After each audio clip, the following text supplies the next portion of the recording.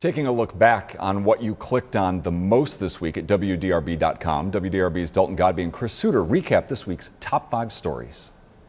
In your top 5 stories of the week, a tragic murder-suicide involving a mother of 4 in Shelby County.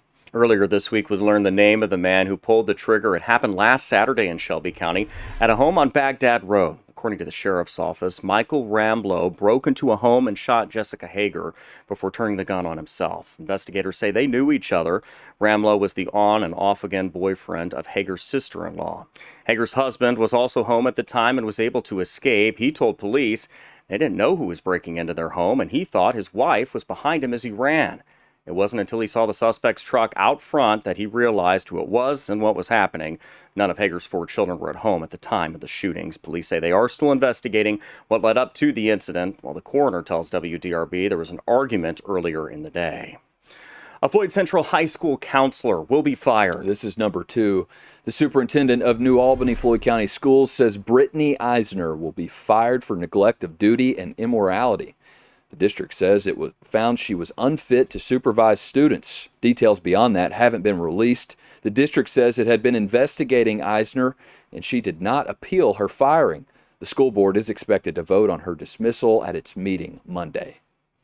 The NTSB is now revealing what they know about a helicopter that crashed in Owenton, Kentucky. The tragedy killed everyone on board. This is number 3. The NTSB says the helicopter hit a guy wire, broke apart, crashed, and caught fire.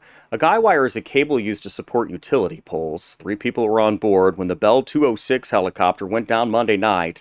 The pilot, Gail Allman, flight nurse Bethany Aiken, and paramedic James Welsh. They were headed to pick up a patient. Investigators say Allman was a veteran pilot with thousands of hours of flight time. The agency says it's still in the early stages of its investigation, which could take up to a year. A downtown vacant church seemingly looked like a meteor hit it after a fire sent flames several feet into the air. The initial 911 call said people were hanging out of windows. This is number 4. Louisville firefighters were called around 7:45 to the St. Paul's German Evangelical Church. That's at the corner of Broadway and Brooks. Fire was shooting out of the roof of the building, and once crews got on scene, firefighters called in more help. First responders thought someone may be trapped inside the abandoned building. That person left the scene before they were able to get medical help. No other injuries were reported.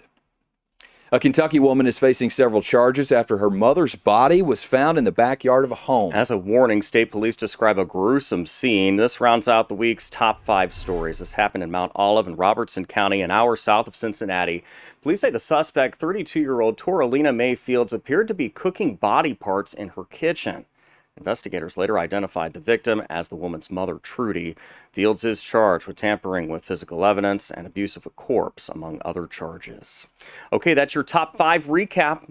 Be sure to join us each weekday right here on WDRB+.